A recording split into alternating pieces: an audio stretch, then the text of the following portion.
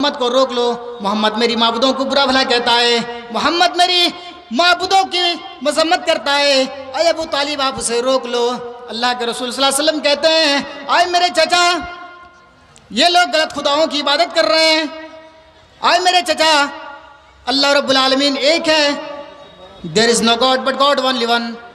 एक अल्लाह है, इबादत के लायक एक अल्लाह रब्बुल आलमीन है, उनके अलावा कोई नहीं है। जो 360 देवी देवताओं की इबादत कर रहा है, ये लोगों को समझ में नहीं है कि वो भगवान, वो ईश्वर, वो अल्लाह जिसके बदन पर मक्खी बैठता है तो उसे भगा नहीं पाता है, उसके सामने मिठाइयाँ रखी हुई हैं, वो मिठाई को खा नहीं पा रहा है, चूहा उसकी मिठाई खा जा रहा है, मक्खियाँ उसकी मिठाई को लेकर के भाग जा रही है, चूंटी उसकी मिठाई को खा रही है, लेकिन ये अपनी मिठाई को बचा नहीं पा रहे हैं। आए मेरे चचा, ये लोग गलत खुदाओं की इबादत कर रहे हैं। आए मेरे चचा, वो अल्लाह रब्बुल आलमीन की इबादत करनी चाहिए जिसने उन्हें बनाया है, हमको पैदा किया, आपको पैदा किया है, संपूर्ण जगत को पैदा किया है, उस अल्लाह रब्बुल आलमीन की इबादत करनी चाहिए।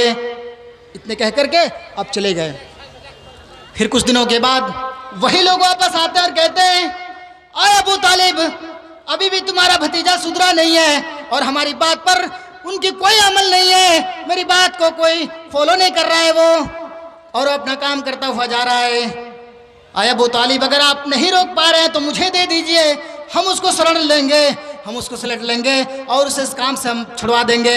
मेरे भाइयों, अल्लाह के रसूल सल्लल्लाहु अलैहि वसल्लम फिर अबू तालिब के पास आते हैं और अबू तालिब कहते हैं कि मेरे भतीजे, लोग तुम्हारी प्लानिंग और तुम्हें कत्ल की तुम्हारी प्लानिंग बना रहे हैं, लोग तुम्हें मारना चाहते हैं। अरे मेरे बेटे, इस काम से बाज आ जाओ, काम को छोड़ दो। अरे मेरे भतीजे, यहाँ तक क्या हमें बोल कर गए हैं कि अगर वो मक्का की सरदारी चाहता है तो हम उसको सरदारी दे देंगे, अगर वो मक्का की खूबसूरत लड़की से शादी करना चाहता है हम उसकी शादी करा देंगे, या फिर खजाना चाहता है तो हम खजानों से भर देंगे।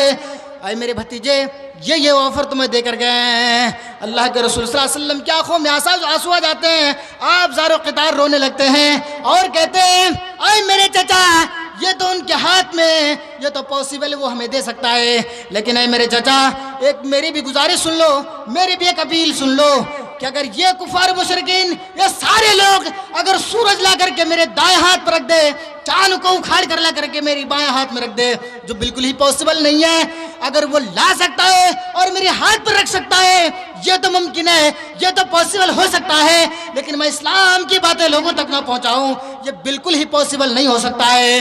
और मेरे चाचा, आप मेरी हिमायत करना ना चाहें तो छोड़ दीजिए, मेरी हिमायत ना करें, आप मुझे सपोर्ट नहीं करना चाहे तो छोड़ दीजिए, आपकी सपोर्ट की हमें कोई ज़रूरत नहीं है।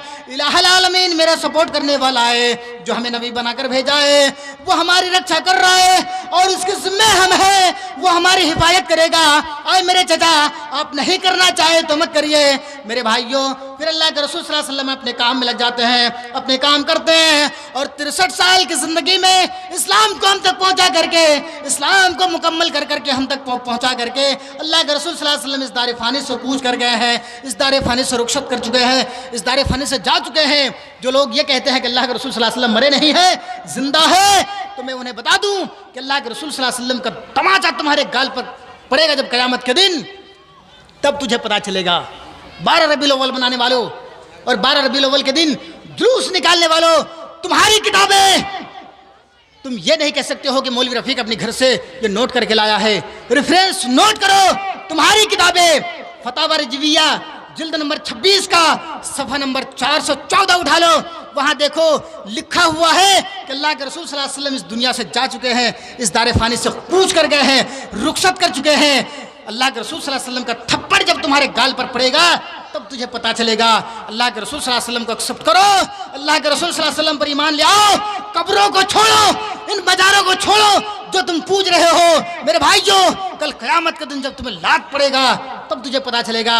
जब अल्लाह के रसूल सल्लल्लाहु अलैहि वसल्लम हौज़ कौसर में बैठे होंगे और सबका पानी पिला रहे होंगे, तो वो लोग भी दौड़ते हुए आएंगे, वो लोग भी दौड़ते हुए आएंगे जो कब्रों में जाकर के पूजा करता है। अभी जब मैं घर से आ रहा था, ट्रेन में बैठ करके मैं एक वीडियोस देख रहा था, अस्तगफिरुल्लाह, जैसे हम लोग खाना काबा का तवाफ कर रहे हैं ना, वही गुंबद बना हुआ गुंबद का लोग तवाफ कर रहे हैं और इतना चूम और चाट रहे हैं भाई, ऐसा लगता है कि अब ये पहुंच गया है खाना काबा के अंदर, बहुत ज़्यादा चूम रहे हैं।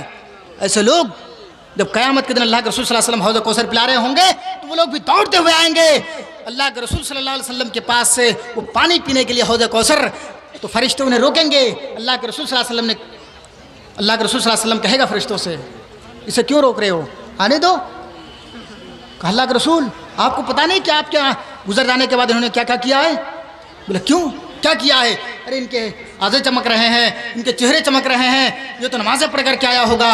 अल्लाह के रसूल सल्लल्लाहु अलैहि वसल्लम से फरिश्ते कहेंगे कि अल्लाह के रसूल आपके इस दुनिया से गुजर जाने के बाद इन लोगों ने दीन के अंदर बिगाड़ पैदा किया था। कुल्लु बिदातिन ज़लाला व कुल्लु ज़लालतिन फिन्नार। ये लोग बिदात को एक्सेप्ट किया था और बिदात को फ़रोग देता था, ये लोग बिदात को इजाद करता था। जब अल्लाह के रसूल सल्लल्लाहु अलैहि वसल्लम सुनेंगे तो अल्लाह के रसूल सल्लल्लाहु अलैहि वसल्लम कहेंगे सुहकन सुहकन लिमन गैर आबादी, हटाओ इन्हें, लेके हटाओ मेरे सामने से, इन्हें लात मार के जहन्नम के अंदर डाल दो। इसके लिए हमारे पास कोई जो बोतल नहीं है और हमारे पास कोई गिलास नहीं है और ना ही इनसे पानी पिलाएंगे। मेरे भाइयों, बिना मोहम्मद पार न होया।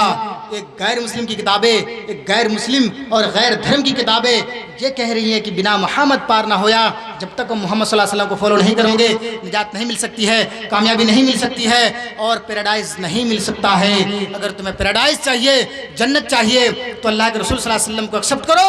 अल्लाह के रसूल सल्लल्लाहु अलैहि वसल्लम के बताए हुए तरीक़े पर इहदिनस सिरातल मुस्तक़ीम, नए से पत्थर आसमान के ऊपर चलो, तब जाकर के तुम्हें कामयाबी मिलेगी। मेरे भाइयों, बताने की बातें और बहुत सारी हैं और मैं इतनी वेदें और पढ़ता कि आपको बताता मैं कि वेदों के अंदर, गुरु ग्रंथ के अंदर और बाइबल के अंदर और धम्पत के अंदर और बहुत सारी किताबों के अंदर जनाब मोहम्मद रसूलुल्लाह सल्लल्लाहु अलैहि वसल्लम का एक एक में रेफरेंस देता।